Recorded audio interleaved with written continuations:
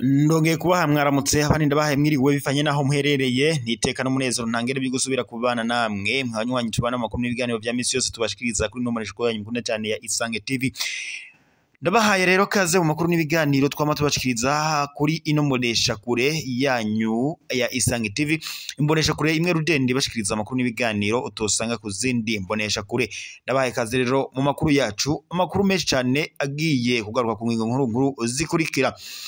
Turanyarukira ngaha mu Burundi mu gisagara c'ubutunzi Ibujumbura. Ibujumbura ibara riraguye, isoko nkuru ya Bujumbura irahiye.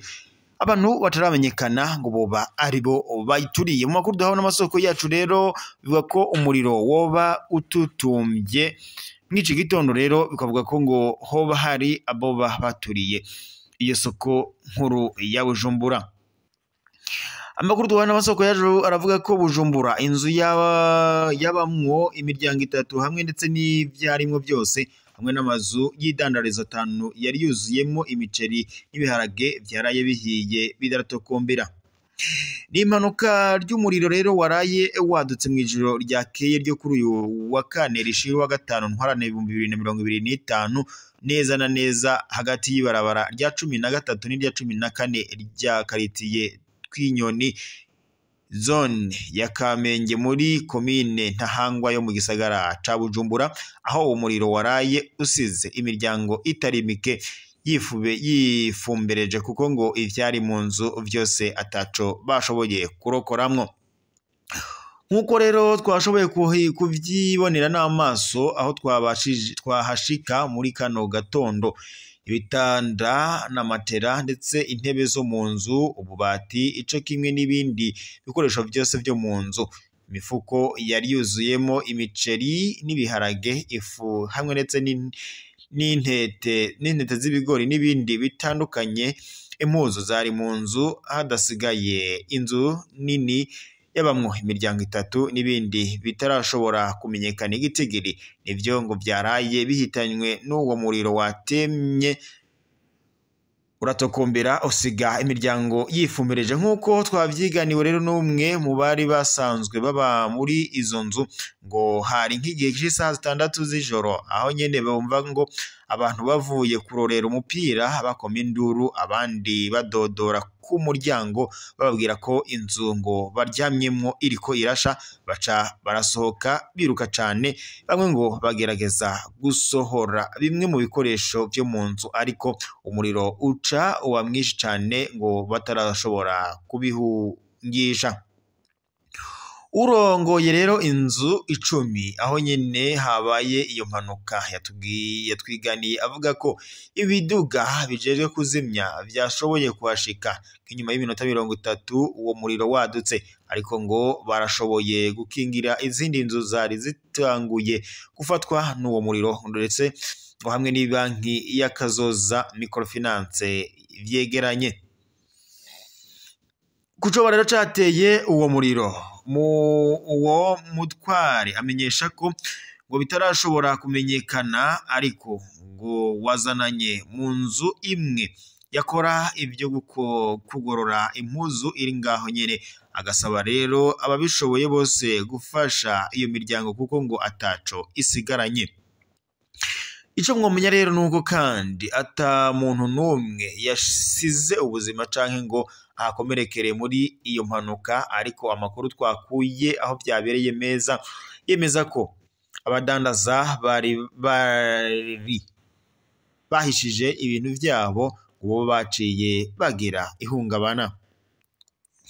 Tubandanirije n'ubundi amakuru kubiriko biravugwa ngaha Ibujumbura. Abamenyesha amakuru b'Abarundi baravuga ko baba bafise uburenganzira bwo kuja mu kindi gihugu gutohoza amakuru, ariko ngo babanje gusaba uruhusha ikizwi nka accreditation mu ndimi z'amahanga. Byashikirijwe n'urongoye inama nkuru y'igihugu ijejwe kugenzura uko ibimenyesha amakuru bikora CNC Esperance Ndayizeye. Hari kuri uyu wa gatatu igenekerezo rya 5 ntwarante 2025 mu gihe CNC yagirisha inama basanzwe barongoye ibimenyesha makuru bikora ngaha mu gihugu cacu c'u Burundi. Abatwara ibimenyesha makuru berekanye impungenge bafise ku nzego zimwe zimwe zijuragiza abamenyesha makuru iyo bariko bararondera amakuru. Gusa Esperance Ndayizeye mu nyishu yatanze yamenyesheje ko hari abatazi akamaro ko gutanga amakuru, agasaba rero inzego za leta gutanga amakuru mu gihe hari ico ngo bariko barababazwa. Esperance Ndayizeye yasabye kandi abarongoye ibimenyesha makuru gushishoza neza iyo bariko ngo baratanga amakuru baratanga amakuru ya kure yabo ngo nk'akarorero ku ntambara iriko ibera mu gihugu ca Repubulika Iharanira Intwaro Rusange ya Kongo. Aha rero agasaba abatwara ibimenyesha makuru gutanga amakuru atohojwe neza kandi yizewe. Naho rero kubw'ivyo abamenyesha kandi kubw'ivyo akamenyesha ko abamenyesha makuru bo mu Burundi bafise uburenganzira bwo kuja muri Repubulika Iharanira Intwaro Rusange ya Kongo gutohoza amakuru kugira batange ivyizewe neza nk'uko bahora baja no mu bindi bihugu. Aributsa kandi ko uwubishaka abanza gusaba uruhusha bita accreditation mu ndimi z'amahanga nk'uko n'abamenyesha makuru b'abanyamahanga bari ngaha mu gihugu cacu c'u Burundi babikora.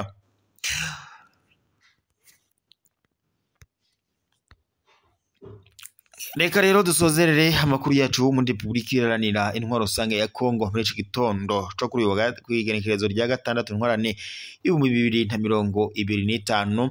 N'ubundi amakuru duhawe n'amasoko yacu avuga ko intambara yoba ivyutse yaduka hagati y'umugwi twaje ibigwanisho M23 ndetse n'igisoda ca Repubulika Iharanira Intwaro Rusange ya Kongo FARDC. N'urugamba rero ruzindutse ruhuza izi mpande zombi. Gusa amakuru duhawe n'amasoko yacu biravuga ko umugwi M23 woba uri kurakubita ahababaza igisoda ca Repubulika Iharanira Intwaro Rusange ya Kongo FARDC. Gusa kandi mu makuru duhawe n'amasoko yacu bivuga ko igisoda ca leta ya Kongo FARDC nabo bafatikanyije ku rugamba harimo ingabo z'u Burundi, ingabo umutwe witwaje intwaro wa Wazalendo ndetse na FDLR ngo ari bo bariko barafatanya mu guhangana n'uyo mugwi mu bice bitandukanye muri Uvira. Gusa nk'uko amakuru duhawe n'amasoko yacu umugwi wa M23 ngo woba ari wo urongoye urugamba kubera ko ngo igisoda ca leta ya Kongo FARDC camaze guhunga. Kuri ubu ngubu rero umutwe witwaje intwaro wa Wazalendo ndetse na FDLR ndetse n'igisoda c'u Burundi FDNB biravuga ko ngo boba ari bo basigaye bariko barahangana n'uwo mugwi witwaje ibigwanisho wa M23.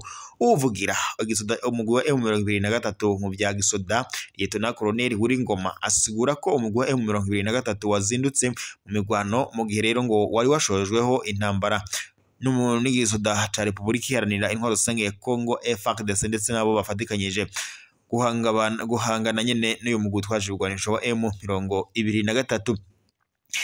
Nkuko nyene yabandanyije abivuga yadushikirije ko ngo kandi ku rugamba rw'imirwano igisoda ca leta ya Kongo FARDC ngo coba ciri guhunga. Gusa umugwi wa M23 usigura ko kuri ubu ngubu woba wamaze kuba ari wo urongoye urugamba ndetse na bamwe mu basoda bamaze kwiruka bagasiga urugamba. Umugwi wa M23 rero usigura ko ugiye kuba mu minsi iri imbere uraza gufata Uvira nkuko n'ubundi amakuru duhabwa n'amasoko yacu ngaha muri Repubulika Iharanira Intwaro Rusange ya Kongo abandanya kubigarukako. M23 rero kuva mu mpera z'umwaka wa 2021 yakwadukana ingwano muri Repubulika Iharanira Intwaro Rusange ya Kongo iramaze gufata ibice bitari bikeya muri ico gihugu na cane cane muri Kivu y'ubumanuko ndetse na Kivu y'ubuseruko nkuko n'ubundi amakuru abishikiriza. Reka rero dusozerere amakuru yacu ngaha muri iki gitondo turaza gusubira mu makuru yo ku murango, amakuru tuza kuba twahawe n'amasoko yacu ari ijya nino hatandukanye. reka rero ndabifurize kubandanya mugira igitondo ciza ntere yambo mwese mudukurikira muri mu bihinga itandukanye gize igihugu cacu c'u Burundi kabari mu bisagara bitandukanye amazona atandukanye uduce dutandukanye bigize igihugu cacu c'u Burundi mwese turabahaye yambo reka dutere yambo rero n'abadukurikira bari mu bihugu bibanye nk'u Rwanda Repubulika Iharanira ya Kongo Uganda Tanzania ndetse n'ibindi byose bitandukanye ntabashije kudondora mugire rero umunsi mwiza.